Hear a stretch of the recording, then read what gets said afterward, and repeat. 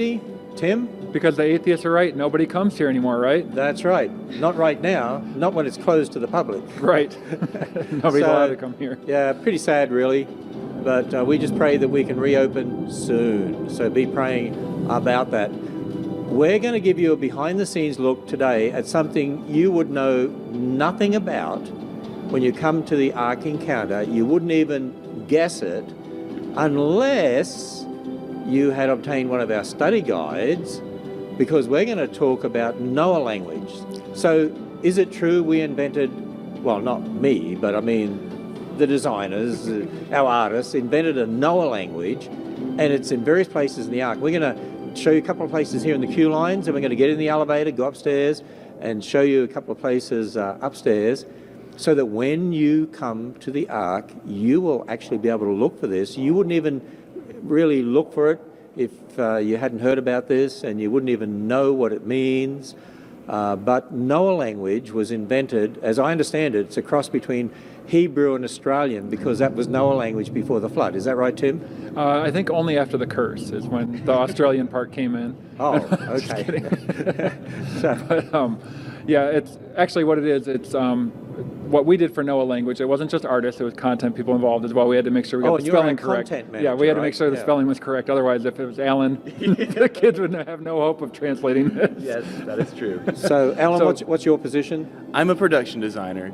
Okay, so a production designer and content manager. That's so right. Tim and Alan, you're going to show us where this Noah language is used, and if people get the educational guides, it's already in there, right? Yeah, so these educational guides were put together by Dr. Jennifer Rivera, who is an education specialist. In fact, that's what her doctorate is in education. So she put together study guides for different, well, they're not really, they're educational guides that you can get for the Curation Museum or the Ark Encounter, and they have different ones for each age group.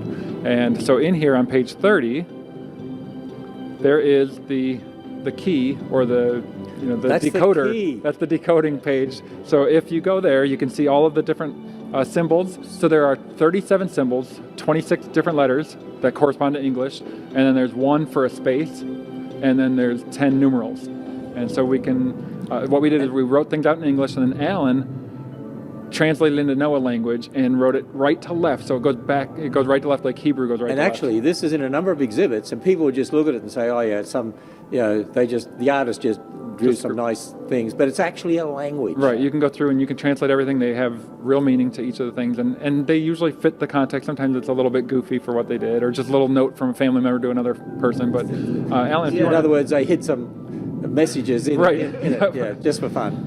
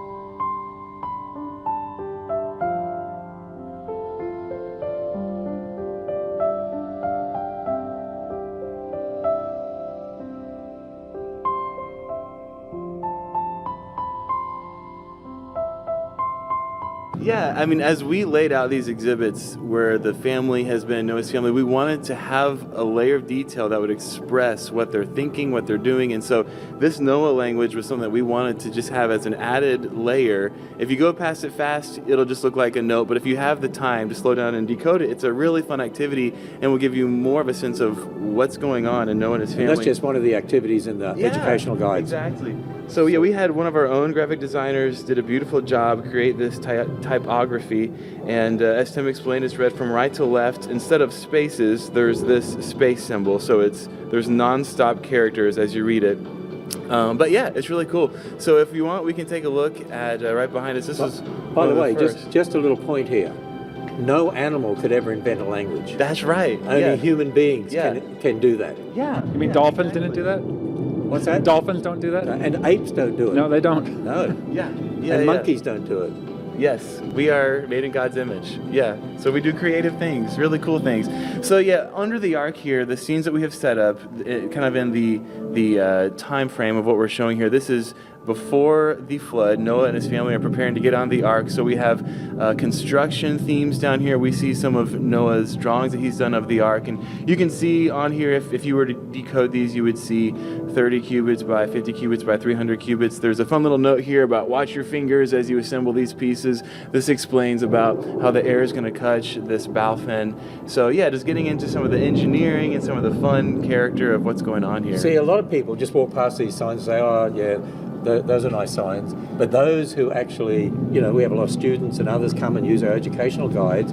There are fun activities and there's messages here. Yeah, right. Yes. So, yeah, it's great. Can we go up to the next one? Yeah, let's go to the next one. Okay. And so this area this is more of the construction. The other thing, the next thing we're going to look at is more of the cargo that they had to bring on board the ark. And so Alan made a checklist of a lot of the different items and put that into Noah language. So you'll see, even in these little areas where we have props that don't have Noah language, all of these ideas, they fit in the general themes of preparing for the flood. So you'll see boxes and pots and food gathered together as Noah and his family are preparing for their time on the ark.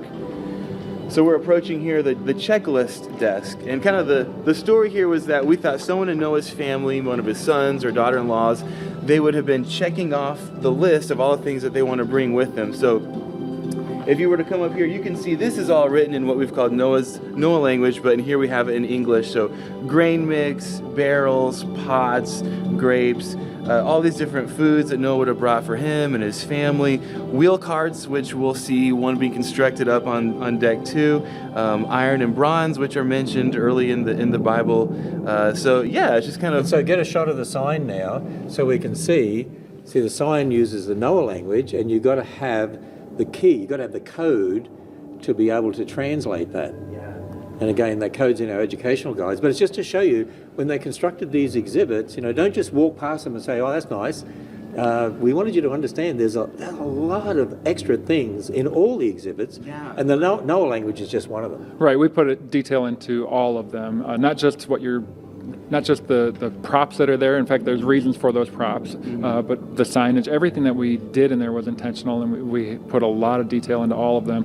Things that you could spend a whole day just trying to discover those things. Yeah, and in this case right here, the scene, we have these little nuts and this cup right here, just as if one of Noah's family members was right here a moment ago. He had to step away, and you see how he left things just like they were. Okay, so we're going to go up in the elevator to, where are we going to, deck 2? Yeah. So we'll go next to the animal care exhibit. Okay, and we'll continue to practice social distancing as we do this. That's right. Yeah, deck 2 is where we have most of the Noah language. We work with each other all the time anyway. And so I forgot where we were, actually. Okay. All right. Oh, can't get that to work. Oh, I didn't use my security code. Oh, there we are. All the things we have to do differently with the virus right now. Yeah, okay. All right. Now you get a little sneak peek at the elevator that most guests don't ever see. This elevator brings back This elevator brings back a lot of memories of a lot of sweat and tears a few years ago when we were living here, installing all these exhibits. Good memories. And he means that Alan did live here a couple times. He basically lived in this elevator. Alan slept in one of the exhibits before. Oh, I'm sure he has. Yeah, he did. I don't think he had to. He just wanted to because he loved it so much. All right. So which exhibit are we going to see some more Noah language? We're going to go to the animal care exhibit. So this is the one that. This is the exhibit that a lot of people think of where it shows how they were able to get rid of all the waste and how they got fresh water, how they were able to get light into the ark. And I'm not game to go through this one. It's too spooky. that's the one that he slept in. Oh, is it? Yeah. This is one of the hidden jewels of exhibits here at the Ark. Kids Spooky Walkthrough, there's nothing like it. It's awesome. You can tell who the designer was for that one. All right, so we're walking down deck 2 right now Yep. and walking past the cages, the big cages here, and our Kinds exhibit to the left. Yes, and then And right then after the Kinds exhibit, we get to the animal care exhibit. Then we come up to the one that tells you about the cages and how it would have operated inside the Ark. Right, so you see the large cages there, and then we have a diorama explaining some of those cages, how they work. And then on some of these signs, we have more Noah language. So we have some Noah language there. This one's referring to the larger animals, and so I think that one, that Noah language says something to the effect that they're grateful that the Lord brought juveniles to the Ark. The design of the signage in here, we want it to feel kind of like these are Noah's drawings. So that papyrus background, kind of the sketchy illustration look, it's like Noah was designing all these.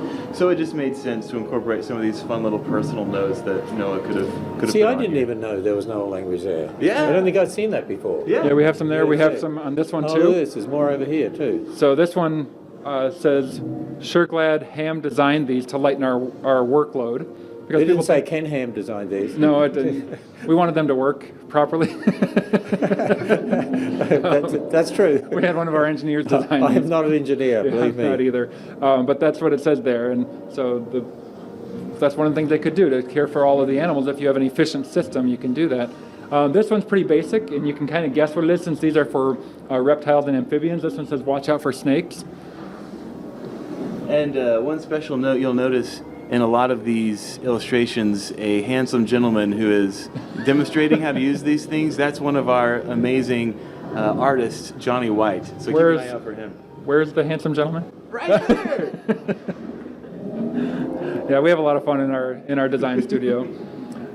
So Ken, you might recognize that animal there. I noticed you put koalas here. Yeah, well, it's one of those creatures that people wonder, well, how could they not only get to Australia, but how could he feed them on the Ark? Right. Because they only eat eucalyptus, right?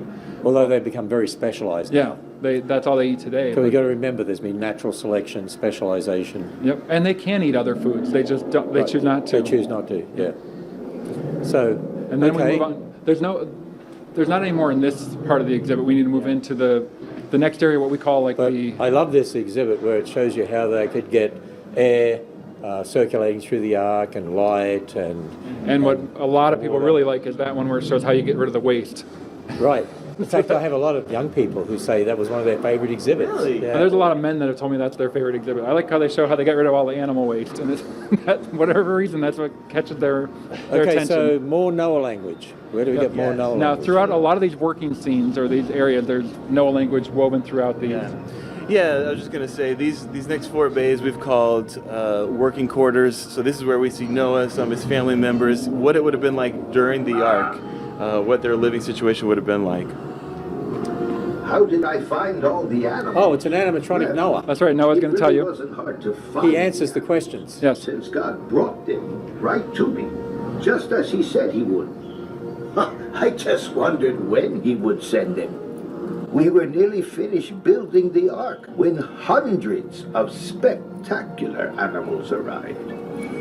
I should have known. God's timing is perfect, and he always keeps his promises. So on this monitor here, it comes up with all the questions that you can ask. And one of them Let's see. says, "What are you working on right now?" And you can see that Noah's writing something right now. So if you touch the one that says, "What are you working on right now?" he'll tell you what that is. I must Oh, get back to okay. work. What are that you one. working on right now? All right, let's do that one. Ah, Good question. Right now, I'm documenting some of the terrible things that happened before the flood. I need to warn my children and their children after them what can happen if they do not follow the Creator and His ways.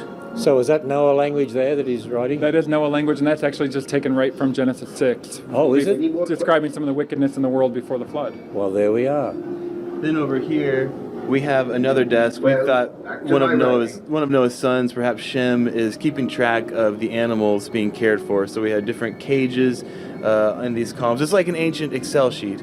And then a sheet behind that looking at the food remaining. Yeah, we want people to understand, Noah and his family, they weren't sort of, brutes that, were half human, half ape, living in caves or something. These were intelligent human beings. Exactly. And so what we did is we divided up the workload among them. Ham is seen as more of the engineer type, mechanically inclined, whereas Japheth is more of the food. He's the one growing crops and everything, getting the food ready. And then Shem is the one who's more of the animal expert. And of course the wives would help out in those areas as well. But that's kind of how we kept the story straight as we went through it. Yeah. And they would do things the way we normally would do things. Yes. In other words, devise a plan, let's keep track of all these things. I think many people just have the idea they jumped in this ship with a heap of animals, threw them some food, and tried to survive for a year. But it would have been very organized, I think. Yeah, our team did a lot of thinking about what kind of cages could have been used, what kind of food storage systems could have been used to automate a lot of the care for the animals. There's so many animals, but it was doable for the amount of people that were on the ark. So, where do we go next? We'll go The next to the exhibit. library. So Noah's library, this is one of my favorite exhibits here. This really kind of represents what Noah possibly could have brought with him from the pre-flood world to remember good things about the world that God created. We have a lot of scrolls here in our scroll shelf, and we have a few. In other words, there's no reason that they couldn't have even had writing. Exactly. Before the flood. And we make note about that, I believe. Could Noah read and write? So we mentioned that here. The archaeological discovery of the Ebla tablets reveals that some of Noah's close descendants utilized a sophisticated writing system. So yeah, we believe Noah very well could have had writing. So this is Noah language over here. It is. So what's the translation of that? So that one says, is that the journal scroll or is that the prayer? That's the scroll. Okay, so this one says, the 8 of us entered the ark along with every beast after its kind, every cattle after its kind, every creeping thing after its kind, and every bird after its kind. And they came into the ark with us, 2 by 2, all creatures in which is the breath of life. We entered as God commanded, and He shut us in. And you know what? I just want people to understand how much work has gone into these exhibits. When you realize that's not just someone scrolling away, they actually invented Noah language. You guys invented Noah language, and you actually know what the translation is, and it's all written there, and it's all meaningful. Right. Yeah, so this one we're showing some of the studies, the animal studies that they may have done. They had to know what to feed the animals, how to, take care of them, how often to feed them, how much to feed them. So we envision it as in the years that Noah was building the ark, then you could have Shem, and actually we have Noah's wife being an animal expert as well.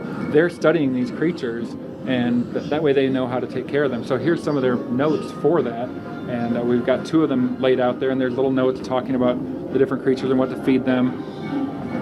So on this particular case, on the right side, we have 2 different animals on here. We said that this one, from Noah's perspective, may have been known as something like a knuckle sloth. So we have little notes like growls loud in the mornings, likes to slobber, watch for claws. Like Noah and his family, they've been learning, studying these animals.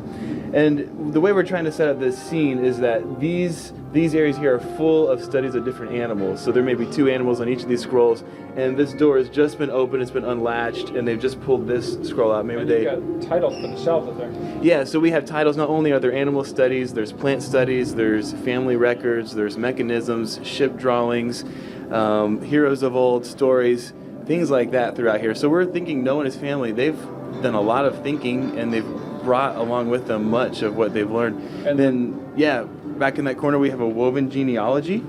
So that's actually Genesis 5, the ages of each person. So Adam was 130 when he had Seth. Seth was 105 when he had Enos. Enos was 90 years old. It goes right down, right out of Genesis 5. These are great for kids, young people, when they come through the Ark and they use the educational guides. Yeah. They can actually then go through and look at what they all say, and they can get so much more out of each exhibit. And there's even another level of detail, like with this creature, what we call the Thylacothymilus. And you can see him on level 2. He kind of looks like a saber-toothed cat, but it's not a saber-toothed cat. But this one, there's even a note from Ham to his family members. Right there, it says, watch out for his sharp claws. Well, if you happen to read the Remnant trilogy, which are the Noah novels, they're kind of like our official backstory for Noah that I was involved in writing. In one of the scenes, Ham gets attacked by this creature and gets a big scar across his face. If you look at Ham when you're in the Ark encounter, there's 2 different places where you can see him really well. You can see a big scar on his cheek. So we've worked it into the storyline here and also into the novels, and so there's all sorts of levels of detail. People would never know that. And there are a lot of other levels of detail. Right, even the map up there, that is the world that we use for for the story, that the novels, that they are based on those maps. So you'll get to go to all those places and see what they're like if you read And it was those. one continent before the flood. Yes, yep. And we saw it we'll see it in one of the other rooms that Noah's got a globe there. Which was back in the previous room, yeah. And it shows that one continent. So all of these are meant to be one consistent message, and so we work together all the time to make sure we had that. Alan, I see some yellow sticky notes around the place. Yes, so while we've been shut down for about 2 weeks, we haven't been doing nothing. Part of our team has been categorizing a number of our props here, so you'll see some sticky notes. And actually, the reason we're categorizing these is we have hopes of eventually doing a Noah's House attraction here at the Ark, in which we'd replicate a number of props we've already done. So we've been, capturing, categorizing these props. And there's more Noah language down there, I see. Yeah, and that one is a prayer from Noah. That it would take you a while to go through it and translate it, or decode it, I guess would be the right way to say it. But that one starts off with, great Creator, how majestic are your ways. They are greater than all others. You spoke and the world was created. You spoke again and the flood covered the earth. And then he goes on and thanking God for his protection. Wow. So we had to think of what would Noah say, what would he write, and then let Alan translate that into Noah language for us. With this behind the scenes tour, and we'll do more as well, I wanted people to get an appreciation for levels of detail that you would never know otherwise. You would never guess. And you just look at this and say, oh yeah, just interesting illustrations. But no, there's been a lot of thought, actually intelligence put into this. Well, that came from the content. I'm not sure about the... No way, dude, no way. Where's the wheel cart? Oh, it's right there. So we got more Noah writing in here. This is a fun one here. So here we have Noah's workshop. You see woodworking of different sorts going on here. On the left table, you'll see a design, a drawing for what we ended up calling a wheel cart. It was supposed to be a wheelbarrow. So the story, what happened was I was trying to ink the words wheelbarrow, and I guess I misspelled it. No, you ran out of room to finish the last 2 letters, and he said, nobody's going to care. And I looked at it for a little while, and I thought, the B in wheelbarrow looks a lot like our C. We can kind of tweak that and change it to a C. And then the last R, we can change to a T. So now it says wheel cart, and it fits on there. Whereas before it was supposed to be wheelbarrow, so I tease Alan about his spelling. I would never have guessed that from just looking at that. Right. So now we call these wheel carts on the Ark. Right. So that's how the term wheel cart came to be. It's from Alan misspelling things, and I had to fix it. Then on the right side of the exhibit, you'll see we have a number of drawings of bird studies. So we're thinking someone in Noah's family had a fascination with birds. We have an actual taxidermy parrot that was designed to be the Ark kind parrot up kind of in the top there on top of the rope. And then we're seeing here that this person is looking at birds, chiseling a bird, and he or she has made these notes about birds. And of course we have a number of birds in cages in the living quarters. That's right. Yes, exactly. So yeah, you can come and translate. You'll read different observations about birds in these notes here. It's a little hard for them to be able to get to these ones, but maybe if you have a good camera, you can zoom in and take a picture and then do it later. Yeah. Because we don't let you back in this exhibit. Yeah. Otherwise, we may get cut with the saw. And then this is the last one of the exhibits with a lot of this Noah language. So yeah, this is our blacksmith, and this was a fun exhibit to work through. But so in addition to all the metalworking tools and things, props that we have different Noah notes drawings up here. So up here we have some dinosaurs and animals that we think someone in Noah's family, they could have been studying these animals just for fun, drawing things. In reality, these drawings that we did, they were based off of some of the sketches that one of our artists did for the ark kind animals that we have in the ark. So you can come translate these, you'll see different notes about these animals. Then in the back wall of the exhibit here, you'll see a design for a crane that Noah perhaps could have used as he built the ark, and above that, a design for a portion of Noah's house that this house could have looked like. So we've just looked at just a handful of the exhibits here on the second deck. How many exhibits in the entire 3 decks? It's 180 or something? Well, there were originally like 132 bays, but some of those are taken up by the restrooms and other things. But as far as exhibits, I mean, we have over 100,000 square feet of exhibit space in the Ark, over 110,000. And actually, if you include the space in the towers, the restrooms and all that, I think altogether there's 250,000 square feet in the whole thing. Right, plus the exhibits go vertically as well. I mean, they're all over the place, so it's not just the floor space. A lot of people walk past here and don't even think about looking up at the mezzanine. Yeah, although when you walk up the ramp, you see them, but there's a level of detail up there. Alan is the prop guy, so if you're wondering where all these things came from, why we have props everywhere, it's Alan. The mezzanines, they're telling a whole story too. So yeah, don't miss those. You can get a special glimpse of them as you go up on the ramps. But we, in a lot of cases, we tried to correspond what's going on up in the mezzanine with the exhibit below. So down from Kids Spooky all the way down on decks 2 and 3, look up there because we're doing storytelling up there as well. And that was the first project when I got hired. Patrick put me on. Patrick Marsh, our head of creative. And so there's a lot of fun details up there too. Well, there we are. There's some level of detail you just would not have known about. And we've got more to come in future behind-the-scenes tours that we're going to be doing. And particularly while we're closed to the public right now, we will be airing these so that you can see them and to get some information ready for when you come to the Ark Encounter and the Creation Museum. We give you information about that as well. We've already done some of those, and we'll be airing some more as well.